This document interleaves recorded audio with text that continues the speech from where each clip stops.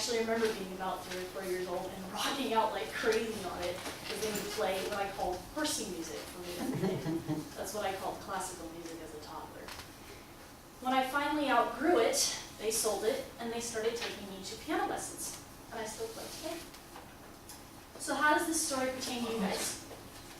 Well, you might already have kids, or you might want to have kids sometime in the future.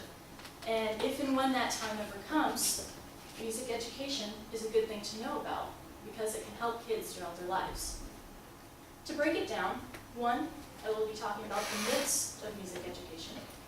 2, I will be talking about the more immediate benefits of music education. And 3, I will be talking about the benefits of music education that go beyond childhood into later life.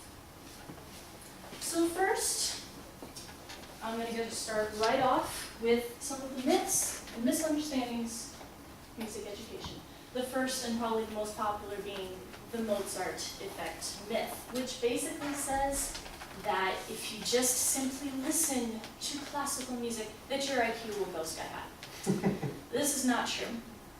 It can provide children with an appreciation for music, but it doesn't actually increase intelligence. Michael Lemonick pretty much hits it on the head when he says, considering that there is essentially no science to support it, the Mozart effect has had a pretty good run. He goes on to explain in his article, Fast Track Toddlers, published in Time magazine in 1999, that parents have been basically spoon-feeding their children classical music based on some very inconclusive studies in the 90s that may have had some sort of a correlation between listening to music and brain development. But these studies were, like I said, very inconclusive. The results were not reproducible. Lynn Waterhouse backs him up. She was published in the Educational Psychologist in 2006. She also says that there is still no current definitive evidence that just listening to classical music produces any kind of increase in intelligence. What does actually get you results is music lessons, musical instruction. Which leads me to our second myth. Kids cannot start music lessons as young as 1, 2, or 3 years old. Way too young. Kids have a really short attention span. This is why they get nap time, and they get colored time, and we don't. Okay? 5 or 6 is more of a good age to start at. Unless, of course, the kid has already initiated some sort of interest on his or her own. And even then, don't push them. This is according to Judith Pierce Rosenberg in her article, The Music Lesson, When and How to Start, published in Christian Science Monitor magazine in the year 96.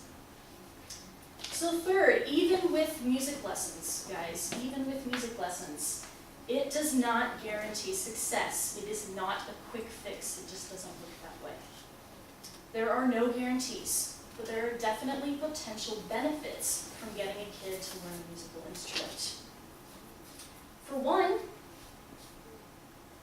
better math skills. Gordon Shaw, who was actually one of the very first academics to study correlations between actually learning music and the brain development, he encouraged parents to actually get their kid to pick up some sort of musical instrument for this specific reason. He's quoted as promoting this in Paula Stan's article, Early Learning That Works, in Good House Senior magazine in 1999. But it's Melinda Marshall who actually explained to us why this works. Children's brains, when they're young and malleable, they can be trained to organize information in certain ways. And with music education, the brain can actually be trained to organize in such a way that can help the kids in actually a lot of math-related areas. Also, music can increase overall intelligence. Notice I said can. Can, it's not a sure thing. But most studies show that in the brains of longtime musicians, there's actually more gray matter than non-musicians. They think that the development of the motor and auditory skills that comes with actually practicing an instrument is responsible for the gray matter, which is linked to higher intelligence. This is according to Will Dowd in his 2007 Skeptic article, The Myth of the Mozart Effect. And it seems that Gordon Shaw agrees with him. Remember Gordon Shaw? Upon his death, author Jody Burak wrote about his lifetime work in her article, Uniting Minds of Music, in the American Music Teacher Academic Journal in 2005.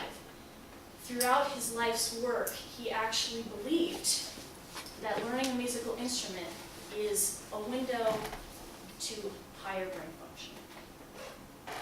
So, besides all the brain stuff, what else can music education do?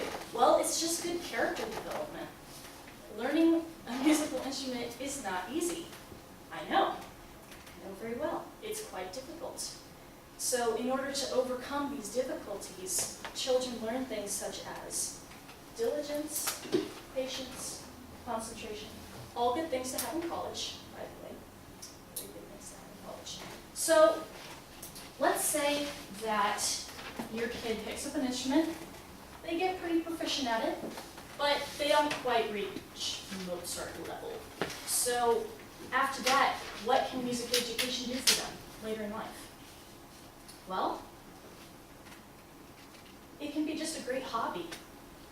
It can provide a pleasure for the mind, it's a good creative outlet, and it's a big stress reliever, again, another really good thing to have in college. And also, music is a huge part of our culture. Music is found all over the world, every corner of the world. And having a background in music can help you understand a little bit more about our world, which is always a good thing. So, in conclusion, what did we learn today, folks? Well, I told you about the myths, basically all the do-nots and will-nots of music education. Secondly, the benefits, some of the advantages that it gives kids in math, brain function, character development, and some of the effects later in life. Me personally, learning piano is probably one of the best things that's happened in my life so far. It's so great to be able to go home at the end of a really long day, like today will be, and just sit down and play the piano. It's wonderful. I can really relate to this quote from Maya Angelou. She says this: "Music was my refuge. I could crawl into the space between the notes and curl my back to loneliness."